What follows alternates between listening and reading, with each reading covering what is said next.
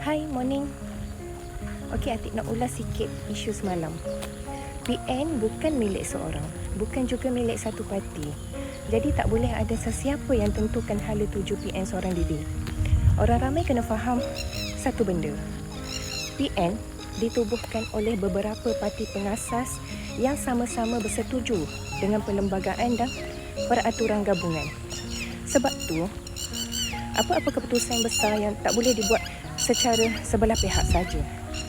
PAS ialah antara parti pengasas PN. Malah Datuk Seri Dr. Ahmad Zamsuri Mokhtar sendiri merupakan antara penandatangan rasmi penubuhan gabungan ini.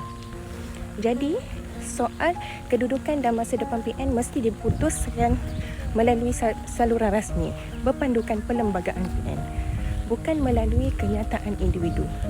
Mudah cerita, dalam bola sepak ada buku peraturan, dalam syarikat ada perlembagaan. PN pun sama.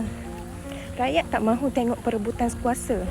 Rakyat nak lihat sebuah gabungan yang matang, berprinsip, bertanggungjawab. PN mesti bergerak atas dasar perlembagaan, muafakat dan kepentingan rakyat. PN milik semua parti pengasas dan PN mesti diurus mengikut perlembagaannya. Okey, faham? Clear?